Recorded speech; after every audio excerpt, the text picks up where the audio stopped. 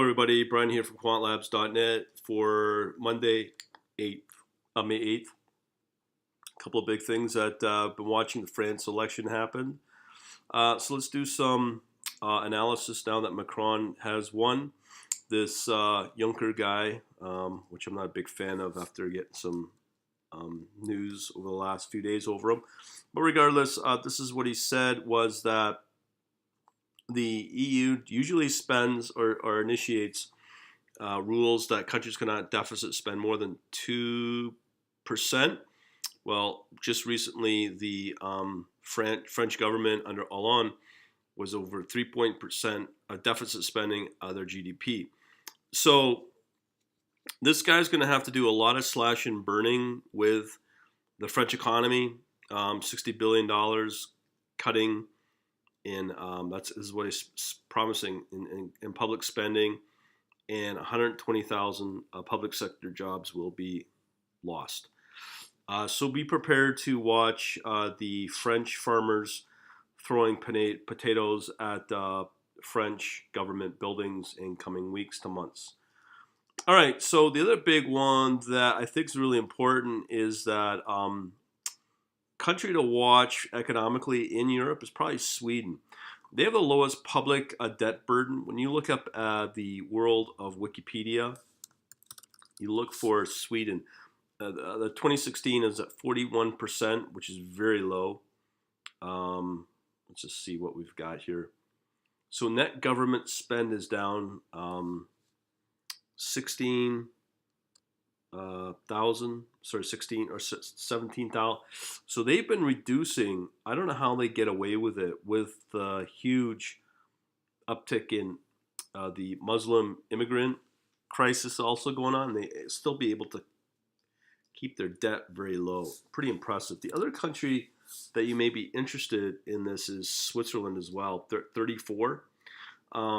So these two economies are doing very well in Europe. But when you look at countries like, let's say, United Kingdom, they're at 92% of their GDP versus the debt, which is very high. Once you hit 100, like in the states of the U.S., which it did, it was at 73%, which was a lot higher before, which is quite high. But when you look at Canada, 98%, or actually 99. If you want a good example, Greece, 181%.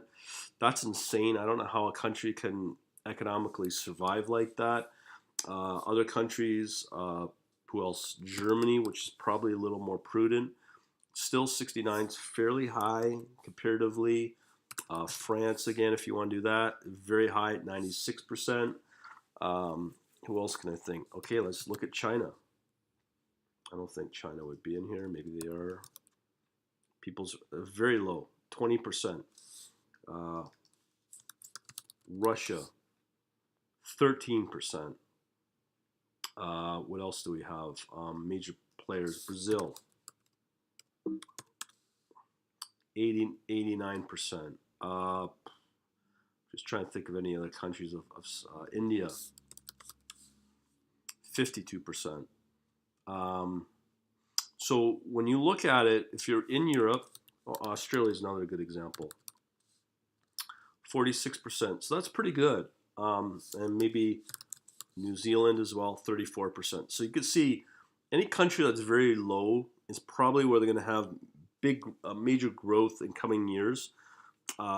So we looked at Russia, potentially China, who else?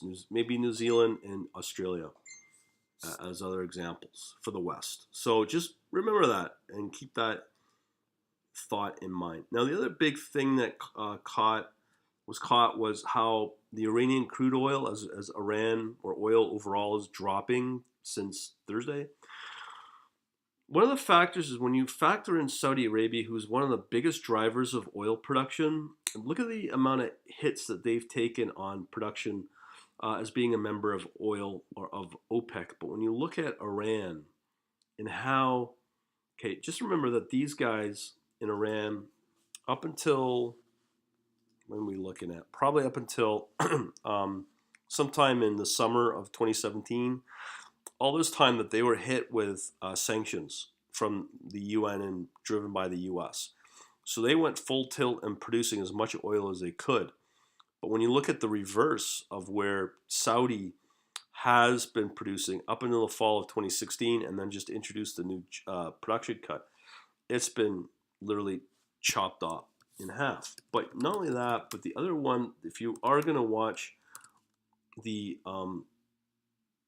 level of production of oil, the other one to watch is definitely the U.S. Just find my trading economics here as an apple comparison here. You could see through the fall it dropped off and it's just starting to get ramped up here. So the ones that will continue to keep oil at a low rate will be countries like Iran and Iraq have also been exempted from the OPEC agreement, the production cut agreement, whereas the producers of Saudi Arabia, they've cut. But the two countries that are driving it are Iran and United States. And when you also factor in, if you want, Russia as well. Let's look for trading economics again. Here we are. Russia is also part of that oil OPEC production agreement cut as well. But it looks like they've not been holding true to their agreement where they did for the first couple of months and then boom, boom, they're back to normal. So the ones that are paying the price are the Saudis.